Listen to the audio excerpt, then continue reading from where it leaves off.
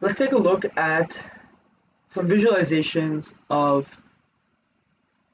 these word vectors. So latent word vectors are also semantically similar, then they'll be closer together in latent space. We can kind of see a representation of that here, where man and woman is just as far away as king and queens. And this is one way to test your representations by looking at analogies and seeing if the distances between them are meaningful and consistent. Same thing with walking and walked should have the same distance or relatively similar distance from swimming and swam. Moreover, we can use dimensionality reduction techniques such as PCA, principal component analysis, or TSNE in order to reduce the dimensionality and visualize the individual words. And what you find is that words of a similar category tend to appear closer together than words of different categories. So you get this natural semantic clustering, which further helps add confidence that our vector representations are indeed meaningful. Now, one of the downstream tasks that we can use these word embeddings would be text classification. And this is where we apply neural networks.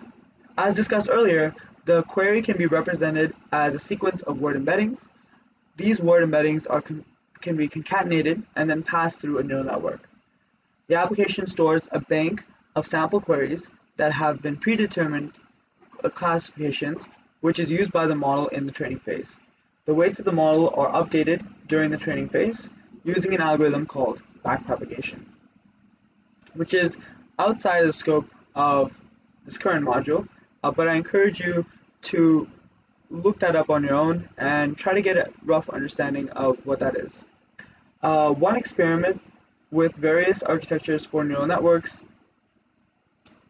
you can change the layer depth, or you can also change the size of the hidden layers in order to optimize performance. So a lot of the time what you'll do is you'll test out a variety of different architectures and see which one has the highest performance in terms of whatever method it is you're trying to optimize.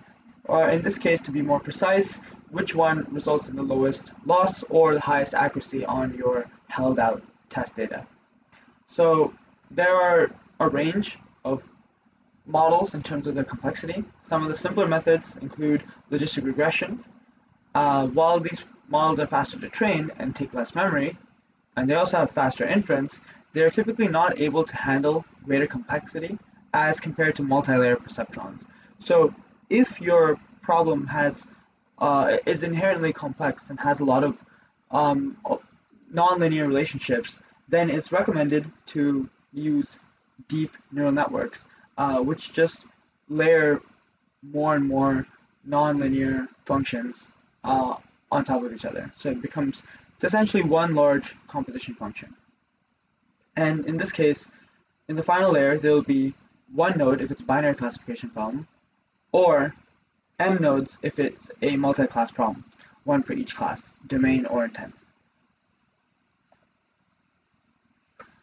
So how does this apply to chatbots? Well, this explains the domain intent classification hierarchy.